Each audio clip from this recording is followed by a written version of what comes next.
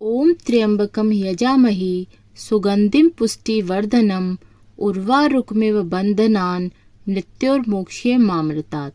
नमस्कार दोस्तों, आपके अपने YouTube चैनल एक्सप्लोरिंग देवस्थानम में आपका स्वागत है। आज हम आपको सावन के सोमवार के व्रत की कथा और उसके महत्व को बताने जा रहे हैं। सोमवार के व्रत को लेकर मान्यता है कि इस व्रत को करने से भगवान शिव अपने भक्तों की मुराद जल्दी पूरी करते हैं। सावन का सोमवार का दिन भगवान शिव को समर्पित है, इसलिए इस दिन भगवान शिव की पूजा और व्रत करने का महत्व और ज़्यादा बढ़ जाता है। यदि आप सावन के सोमवार के व्रत को करते हैं तो आपको सावन के सोमवार की व्रत की कथा को पढ़ना बेहद ज़रूरी है, क्योंकि इसके बिना आपका व्रत अधूरा माना जाता है। आइए जानते हैं सावन के सोमवार की व्रत कथा। देवों के देव महादेव बहुत ही भोले माने जाते हैं, इसलिए उनका नाम भोलेनाथ भी है।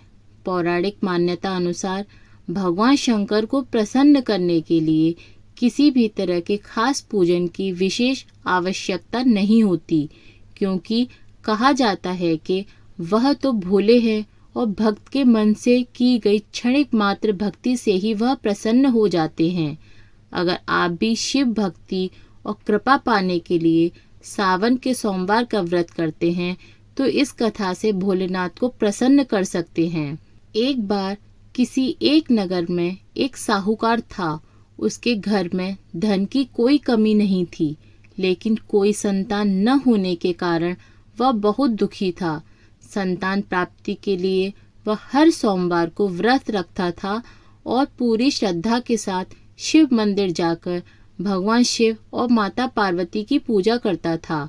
उसकी भक्ति देखकर एक दिन माँ पार्वती प्रसन्न होकर भगवान शिव से साहूकार की मनोकामना पूर्ण करने का निवेदन करती हैं।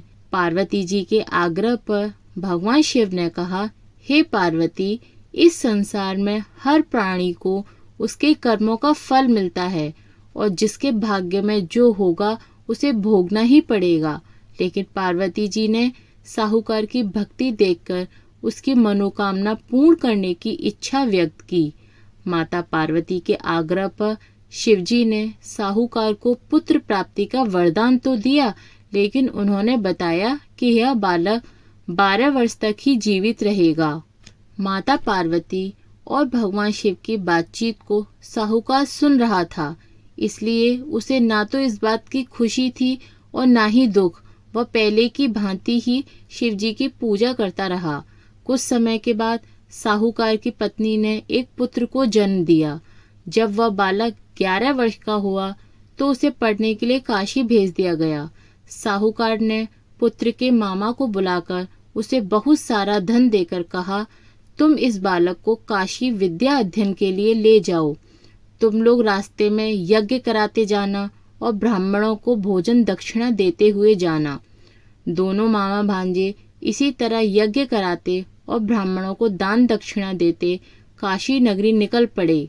इस दौरान रात में एक नगर पड़ा जहां नगर के राजा की कन्या का विवाह था, लेकिन जिस राजकुमार से उसका विवाह होने वाला था वह एक आंख से काना था। राजकुमार के पिता ने अपने पुत्र के काना होने की बात को छुपाने के लिए सोचा, क्यों न उसने साहूकार के पुत्र को दूल्हा बनाकर राजकुमारी से विवाह करा दूं। विवाह के बाद इसको धन देकर विदा कर दूंगा और राजकुमारी को अपने नगर ले जाऊंगा। लड़के को दूल्हे के वस्त्र पहनाकर राजकुमारी से विवाह करा दिया गया। साहूकार का पुत्र ईमानदार था, उसे यह बात सही नहीं लगी, इसलिए उसने अवसर पाकर राजकुमारी के दुपट्टे पर लिखा कि तुम्हारा विवाह तो मेरे साथ हुआ है, लेकिन जिस राजकुमार के संग तुम्हें भेजा जाएगा वह एक आंख से काना है। मैं तो काशी पढ़ने जा रहा हूँ। जब राजकुमारी ने चुन्नी पर लिखी बातें पढ़ी तो उसने अपने माता पिता को यह बात बताई। राजा ने अपनी पुत्री को विदा नहीं किया, फिर बारात वापस चली गई। दूसरी ओर साहूकार का लड़का और उसका मामा काशी पहुंचे और वहां जाकर उन्होंने यज्ञ किया। जिस दिन लड़का 12 साल का हुआ उस दिन भी यज्ञ का आयोजन था। लड़के ने अपने मामा से कहा कि मेरी तबीयत कुछ ठीक नहीं है। मामा ने कहा कि तुम अंदर जाकर आराम कर लो। शिवजी के वरदान अनुसार कुछ ही देर में उस बालक के प्राण निकल गए। मृत भांजे को देख उसके मामा ने विलाप करना शुरू कर दिया। संयोगवश उसी समय शिवजी और माता पार्वती उधर से जा रहे थे।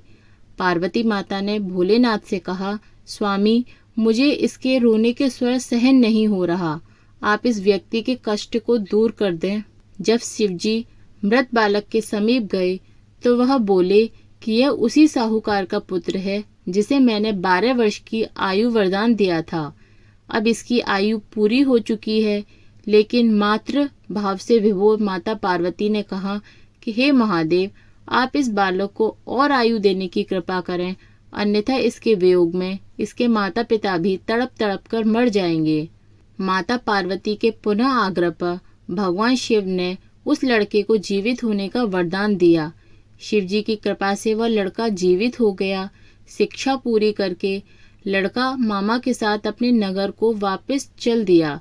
दोनों चलते चलते उसी नगर में पहुंचे जहां उसका विवाह हुआ था। उस नगर में भी उन्होंने यज्ञ का आयोजन किया। उस लड़के के ससुर ने उसे पहचान लिया और महल में ले जाकर उसकी खातिरदारी की और अपनी पुत्री को विवाह कर दिया। इधर साहूकार और उसकी पत्नी भूखे प्यासे रहकर बेटे की प्रतीक्षा कर रहे थे। उन्होंने प्रण कर रखा था कि यदि उन्हें अपने बेटे की मृत्यु का समाचार मिला तो वह भी प्राण त्याग देंगे। परंतु बेटे के जीवित होने का समाचार पाकर वे बेहद प्रसन्न हुए।